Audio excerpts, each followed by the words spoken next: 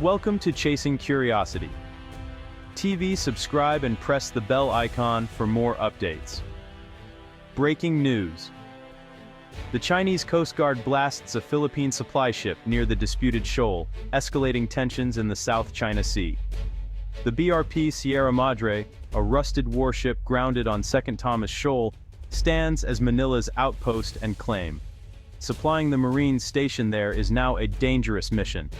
Recently, a small Philippine supply boat, escorted by its Coast Guard, was intercepted by a much larger Chinese vessel.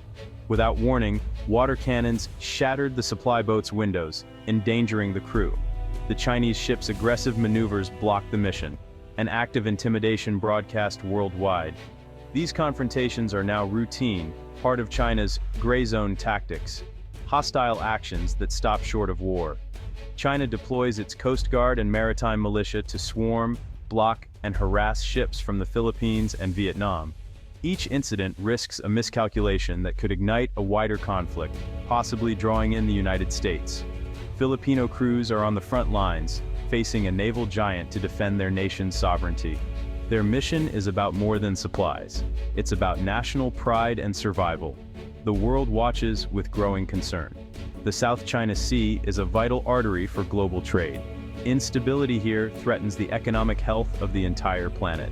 Every blast of a water cannon, every dangerous maneuver, brings the region closer to the brink. The stakes are high, and the margin for error is razor thin. For the Philippines, each supply run is a stand for sovereignty. For the world, it's a warning. The South China Sea's stability hangs by a thread. In response to these escalating confrontations, the Philippines is championing a legally binding Code of Conduct, or COC, for the South China Sea. For over 2 decades, ASEAN and China have discussed such a code, but progress has stalled. The 2002 Declaration on the Conduct of Parties was a diplomatic milestone, but its lack of legal force has rendered it ineffective. It hasn't stopped China from building artificial islands or harassing Filipino fishermen. For Manila, the DOC is a failed experiment. Just paper, not protection. Now, the Philippines is pushing for enforceable rules for all naval and Coast Guard vessels in the region. A binding COC would define what's allowed and what's prohibited, like banning water cannons and dangerous ramming. It would establish hotlines and protocols to de-escalate incidents before they spiral. For the Philippines, this is about survival. It can't match China militarily, so it turns to international law. A binding COC, endorsed by ASEAN and China, would level the playing field and shift the dispute from might makes right to rules-based order. Manila sees this as the only path to lasting peace and stability. The question: will China ever agree to be bound by such rules? The world is watching, and the stakes couldn't be higher. Without a binding code, the risk of conflict remains. Manila's push is a test of diplomacy, and of China's willingness to play by the rules. The outcome will shape the future of the South China Sea. For now, the region waits. The South China Sea is more than a body of water. It's a global economic lifeline and a strategic crossroads. 1/3 of global maritime trade, worth over $3 trillion annually, passes through these waters. Any conflict here would disrupt supply chains and send shockwaves through the world economy. For coastal states like the Philippines and Vietnam, the sea is a source of food, jobs, and potential energy independence. Vast reserves of oil and gas lie beneath the seabed, and access to these resources is a matter of national interest. When foreign vessels block access, it's seen as an attack on economic futures. Strategically, the South China Sea is a choke point. For China, control means security and power projection. For the US and allies, it's about keeping sea lanes open. Nationalism fuels the dispute. China sees its claims as historical rights, while the Philippines and Vietnam see resistance as sovereignty. The fight is over resources, security, and national identity. That's why the South China Sea is one of the world's most dangerous flashpoints. The stakes: peace, prosperity, and pride. China's claim to the South China Sea centers on the 9-dash line, a sweeping boundary first drawn in 1947. Beijing teaches that these waters have been Chinese territory for centuries, a narrative fueling its foreign policy and domestic support. In 2016, the Philippines challenged this claim at The Hague.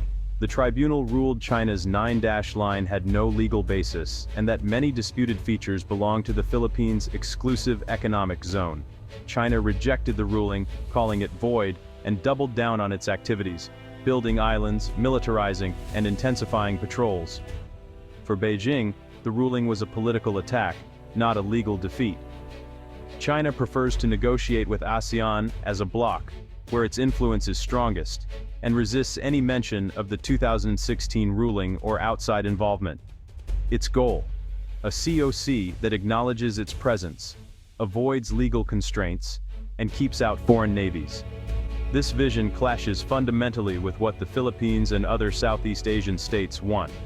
The legal battle is over, but the struggle for control continues. The 9-line remains a flashpoint. The world's response will shape the region's future.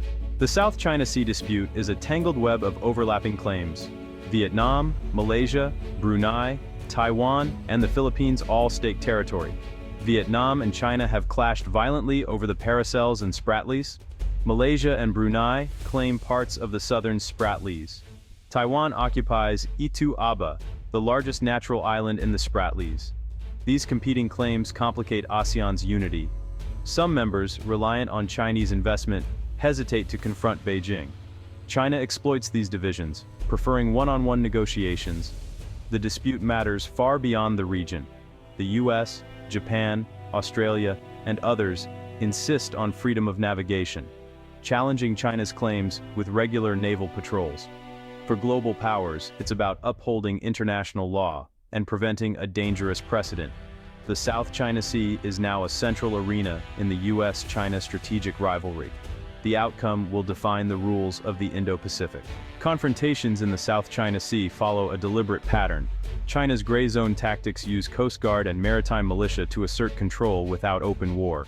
Philippine supply missions to Second Thomas Shoal are routinely blocked by Chinese vessels, creating ambiguity and complicating responses. Water cannons, ramming, and dangerous maneuvers are common, causing real damage and risk. China calls these law enforcement, but to others, they're acts of aggression. Chinese ships have also used lasers to blind crews and conducted unauthorized surveys in other nations' waters. Each incident pushes boundaries, testing the resolve of the Philippines and its allies. The goal: establish de facto control, one incident at a time. The risk: a single misstep could spark a wider conflict. Facing China's advantage, the Philippines has adopted assertive transparency. Under President Marcos Jr., Manila publicizes every incident, embedding journalists, releasing video, and holding press conferences. The goal: seize the narrative and expose China's actions to the world. This strategy counters Beijing's propaganda and galvanizes support at home and abroad. International condemnation has grown, and allies like the US and Australia have stepped up joint patrols and aid. Assertive transparency doesn't stop Chinese ships, but it imposes reputational costs and builds a coalition. The conflict is now global, not just bilateral. The Philippines is making the case that the status quo is untenable. The world can't look away. The Philippines' push for a binding COC is rooted in strategic necessity.